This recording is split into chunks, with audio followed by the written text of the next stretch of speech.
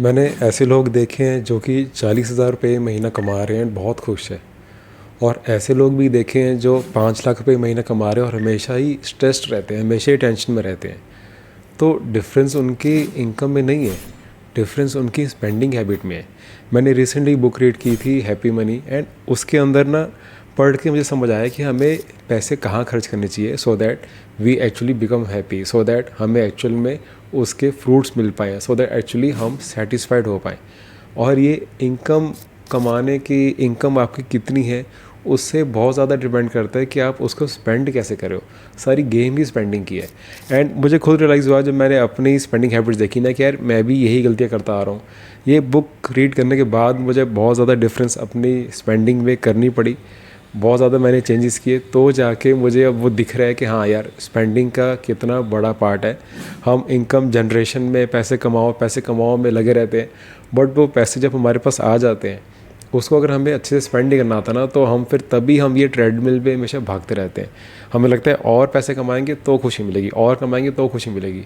हम इस चक्कर में फंसे रहते हैं। अगर हमें स्पेंड करने आ गए ना पैसे एक बारी, तो अपने आप हम कंटेंट, अपने आप सेटिस्फाइड हो जाएंगे हम। ये बुक के बाद ना एक्चुअल में आपको, मुझे लेटर ही बुक पढ़ने के बाद समझ आ गया कि अगर मैं ना पढ़ता ना तो मैं आगे आने वाली कितने 50-60 हज़ार वाली गलतियाँ करता ही रहता है, जो कि मैं रूटीन में करता ही रहता था।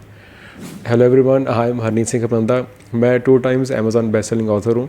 एंड इस चैनल पे मैं आपको ऐसी वीडियोस लेके आता हूँ जो कि स्टॉक मार्केट की, ट्रेडिंग साइकोलॉजी की तो रहती है, बट साथ में वेल्थ के कैसे आसपास आपकी बिहेवियर होनी चाहिए, मनी माइंडसेट कैसा होना चाहिए, आपका माइंडसेट कैसा होना चाहिए, सो दैट आप एक बारी जो वेल्थ आपके पास है, जो इनकम आपके पास है, उसको कैसे ग्रो करो, कैसे स्पेंड करो, सो दैट वो आपके लिए काम करे।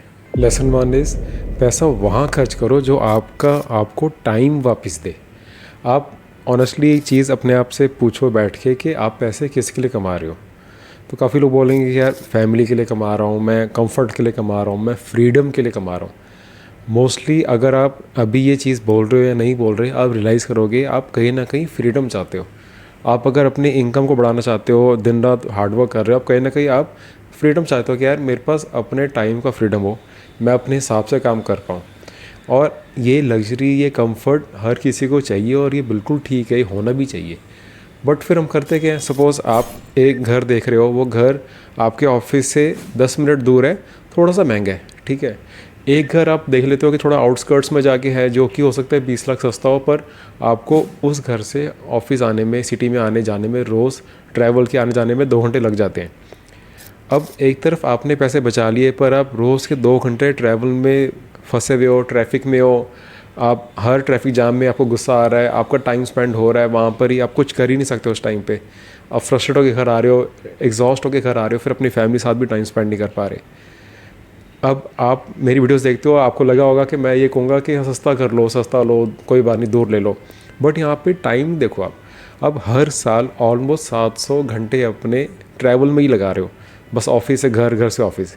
ये 700 घंटे अगर आप अपने पे लगाते हो, आप कितनी बुक्स रीड कर सकते हो, कितने वर्कआउट्स कर सकते हो, कितने कोर्सेज लेके अपने आप को इम्प्रूव कर सकते हो, टाइम पे अपने घर आके अपनी फैमिली के साथ स्पेंड कर सकते हो, जिससे कि आपको एक्चुअल सेटिस्फेक्शन मिलेगी। बट हम थोड़े से हो सकता है पैसे बचाने के लिए, अगर हम सिटी के मतलब दूर रहने के चक्कर में, और अगर पता है ऑफिस वहाँ जाना ही जाना है, ट्रैवल में हम इतना टाइम लगा देते हैं, हम अपने टाइम के बारे में सोचते ही नहीं है। एक और एग्जांपल क्या है, सपोज़ आप कि कहीं जाना है, आपने चंडीगढ़ से हैदराबाद जाना है। अब एक फ़्लाइट अगर 1500 रुपये सस्ती है ना, तो बंदा कहता है यार ये ले लेते हैं, दिल्ली कोई नहीं हॉल्ट है, फिर वहाँ से आगे चल जाएंगे, 5-5.5 घंटे का एक्स्ट्रा टाइम लग जाएगा, कोई बात नहीं, 1500 रुपये बच गए। बट आप खुद देखो कि वो 6 घंटे डिवाइड बाय 1500, आपके टाइम की वैल्यू क्या इतनी भी नहीं है। आप जो परेशान हुए, जो आपने फिर फ़्लाइट एग्ज़िट करी, अगले पे बैठे, सारा कुछ करा, वो सब तो हुआ ही, जो टाइम आपने वेस्ट किया वो भी करा। एंड एक और चीज़ देखो, अगर आप काफ़ी बारी आप देखते हो कि यार पेट्रोल 2 रुपये महंगा होने वाला है, लाइन लग जाती है पेट्रोल के बाहर, उसके बाद तो वो 2 रुपये जो महंगा प्राइस है वो आपके लिए नॉर्मल ही होगा, उसके बाद भी तो आप भराओगे ही। एक बार आप कितना भरा लोगे एक्स्ट्रा। और अगर वहाँ पे आप लाइन के बाहर खड़े रहे आप 2 घंटे 2.5 घंटे, उतना पेट्रोल तो आपने वैसे ही वहाँ पे खर्च कर दिया। नहीं भी करा तो वहाँ पे अपने 2-2.5 घंटे अपने स्पेंड कर दिए, और किसके लिए, कितने पैसे बचाने के लिए। तो बस इसलिए मत करो कोई चीज़ के बाकी लोग भी कर रहे हैं, लाइन लगी हुई है तो मैं भी लग जाऊँ, हर किसी को फोम हो जाता है। बट आप अपने हमेशा जब भी पैसे खर्च कर रहे हो अपने टाइम बचाने के लिए खर्च करो। जब भी मैं तो कहता हूँ एक्स्ट्रा खर्च करो, जहाँ पे आपको टाइम बच जाता है ना वहाँ पे पैसे एक्स्ट्रा खर्च करना बिल्कुल नॉर्मल है।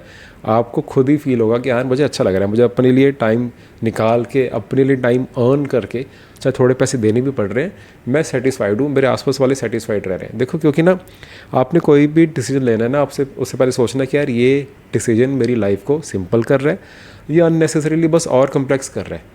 ये सिंपल एक क्वेश्चन से आपको समझ आ जाएगा क्या करना है क्या नहीं। लेसन नंबर 2 इज़ चीज़ें मत खरीदिए, स्टोरीज़ खरीदिए। ये एक स्पेंड ना आपको लिटरली सेटिस्फैक्शन, आपको हैप्पीनेस लिटरली देता है अगर आप इसका डिफरेंस समझ गए। आप एक सिंपल सा क्वेश्चन का आंसर दो, आज से 7 साल 8 साल पहले आपके पास कौन सा फ़ोन होता था? काफ़ी लोगों को याद करना पड़ेगा, सोचना पड़ेगा कौन सा फ़ोन था कौन सा नहीं था, क्या फ़ीचर्स थे। और एक दूसरा आंसर दो कि आज से हो सकता है 10 साल पहले आप अपनी फैमिली के साथ कोई ट्रिप गए थे, आपको उसकी मेमोरीज अभी तक याद है? आपको काफ़ी विविडली याद होगा कि आप कहाँ कहाँ पे गए थे, वहाँ पे हमने फ़ोटोज़ क्लिक की थी, वहाँ पे हमने फिर ये खाया था। आपको कई जगह की ये छोटी छोटी चीज़ें याद होंगी और बड़ी क्लियरली बड़ी विविडली याद होंगी। या फिर आप किसी अपने फ्रेंड्स के साथ किसी रोड ट्रिप पे गए थे, आप कोई ट्रैकिंग पे गए थे। वो चाहे मैं लिटरली आज से काफ़ी 8-9 साल पहले कोई ट्रैकिंग पे गया था, मुझे अभी तक ट्रैकिंग का एक एक वो सीन याद है।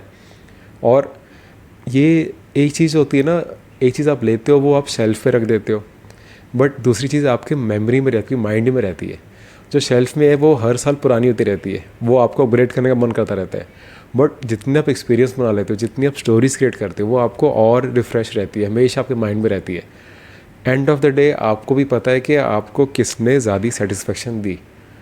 बस हम अगेन वही बात आ जाती है, हम आसपास देख के दूसरों लोगों के हाथ में कौन सा गैजेट है, हम उसके फोमो में आके अपने गैजेट को इम्प्रूव करते रहते हैं। और आजकल के गैजेट्स की जो कॉस्ट है उसी कॉस्ट में एक अच्छा ट्रिप हो जाता है, फैमिली ट्रिप भी हो जाता है।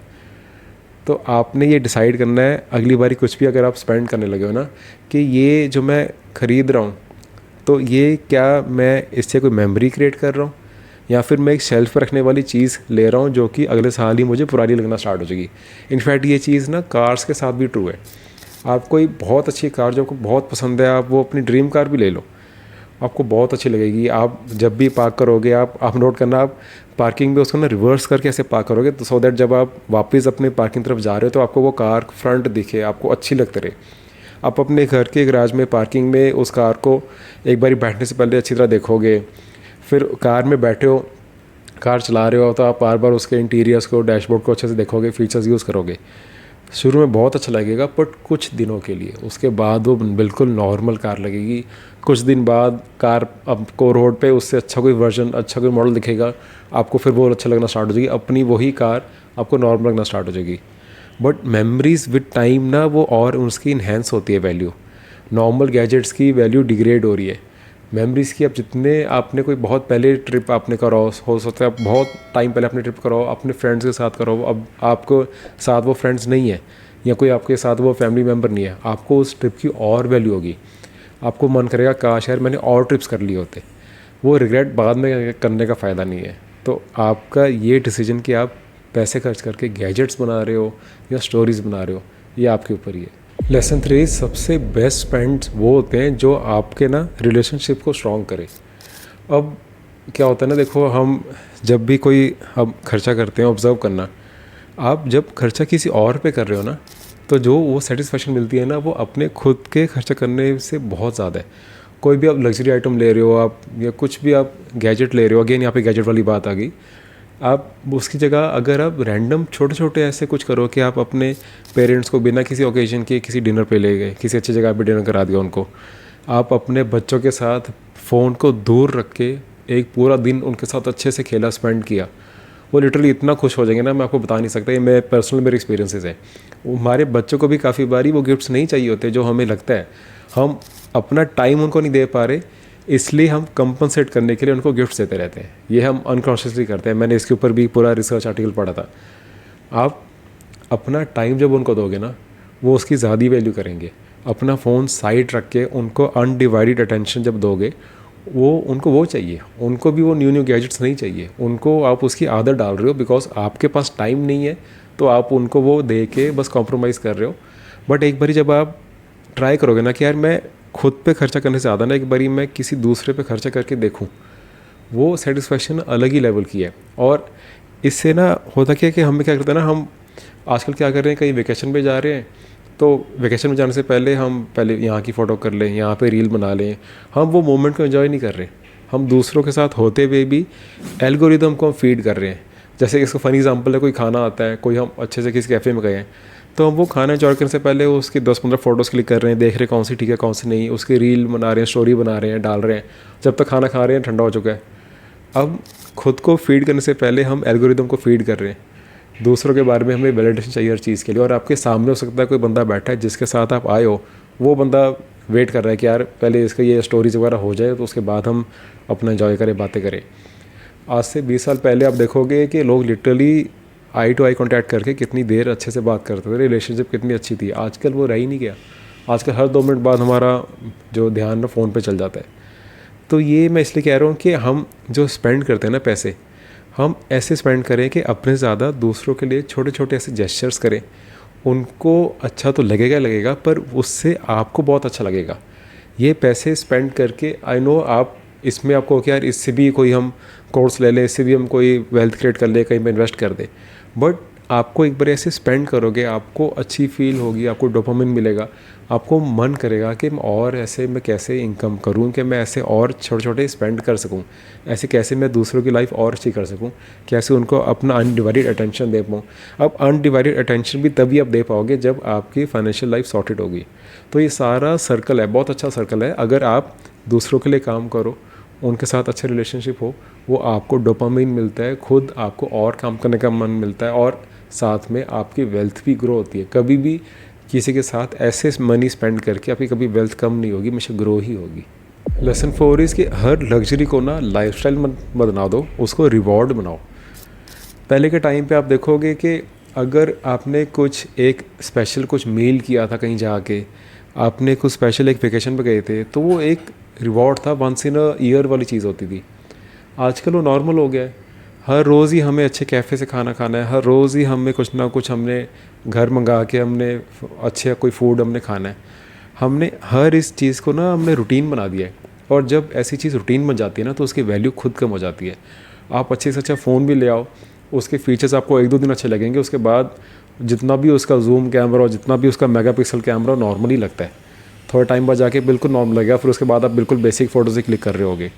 फिर उसके बाद आप जाके स्पेशल कोई सी जगह पे जाके उसके साथ फ़ोटो शूट नहीं कर रहे हो, वो नॉर्मल घर के कामों में काम आ रहा है बस। बट आप अगर ऐसे कोई रिवॉर्ड्स लो जिसको आप लग्जरी ना बनाए हो जिससे अभी तक आपने, जैसे अगर आप किसी प्रीमियम जगह पे जाके डिनर कर रहे हो तो महीने में एक बार ही करो। आप अगर कोई बहुत ही अच्छी वेकेशन पे जा रहे हो, साल में एक बार ही जाओ। बट वो आपको हमेशा के लिए याद रखेगी। आपको हर चीज़ को, आप हर लग्जरी को अपने रूटीन नहीं बनाना। अगर रोज़ संडे हो जाए ना, तो आपके संडे की वैल्यू भी ख़त्म हो जाए। ये चीज़ आपने देखी होगी कि जो चीज़ बहुत ज़्यादा ईजिली मिलना स्टार्ट हो जाए ना, उसकी वैल्यू कम हो जाती है। आप स्कार्सिटी के साथ रहो, स्कार्सिटी के साथ रहने में मज़ा है। लोगों को लगेगा कि यार ये चीज़ की कमी है तो यार मैं कुछ मिस कर रहा हूँ, बट आपको उसकी वैल्यू ज़्यादा मिलती है। आप जब हर चीज़ को इतना ज़्यादा नॉर्मल नहीं बना देते ना, तो फिर जब वो चीज़ मिलती है उसकी और अच्छी वैल्यू से मिलती है, आपको और अच्छा लगता है। लास्ट लेसन इस सबसे महंगी चीज़ वो होती है जो आप बिना सोचे समझे ख़रीद लेते हो। कुछ भी खरीदने से पहले ना, अगली बारी अब मैं यही सोचता हूँ, ये बुक का लिटरली ये वाला पार्ट मुझे बहुत अच्छा लगा। आपने कुछ भी लेना है ना, कोई भी आपने बड़ा डिसीजन लेना है, तो उससे पहले आपने थोड़ा वेट करना है, आपने सोचना है। इसको आप 48 आवर रूल भी कह सकते हो कि मैं 2 दिन में उसके बारे में सोचूंगा, उसके प्रोज एंड कॉन्स कि मुझे ये चीज़ क्या सच में चाहिए, क्या अगर ये चीज़ ऑफ़र में छोड़ो, डिस्काउंट में छोड़ो, अगर ये चीज़ 20% महंगी भी मिल रही है ना, तो क्या मैं फिर भी लूँगा? अगर आंसर येस है तो उसको लो, फिर कोई इशू नहीं है, आपने अच्छे से सोच के वो चीज़ ले रहे हो। बट अगर नहीं, तो शायद आप इम्पल्सिवली बाइंग कर रहे हो, शायद वो आप परचेज़ प्रोडक्ट का नहीं कर रहे, वो ऑफ़र का परचेज़ कर रहे हो। बिकॉज वो डिस्काउंट में मिल रहा था और ये डिस्काउंट सिर्फ 3 दिन तक की था, शायद इसलिए परचेज़ कर रहे हो। शायद वो आइटम जो प्रोडक्ट है वो शायद सिर्फ आखिरी 3 रह गई थी, लिखा था ना लास्ट 2 लेफ्ट, लास्ट 1 लेफ्ट, शायद आप इसलिए फोमो में आके परचेज़ कर रहे हो। शायद आपको एक्चुअल में चीज़ नहीं चाहिए, बट बिकॉज उस टाइम पे टाइम कम था या उस टाइम पे ऑफ़र से आपको प्राइस कम मिल रहा था, इसलिए आपने ले लिया। हो सकता है कि उसको आप वो चीज़ को यूज़ भी ना करो। हमेशा कोई भी बड़ी चीज़ लेने से पहले 2 दिन का टाइम लगाओ, और ये सिंपल सा रूल फॉलो करो कि यही चीज़ सस्ती की जगह मुझे 20% महंगी भी मिल जाए तब भी मुझे चाहिए तो ठीक है, फिर मैं इसको आज ले लूँगा। नहीं तो इम्पल्सिवली बाइंग करते रहोगे तो आपको कभी भी वो परचेज़ हैप्पीनेस नहीं देगी।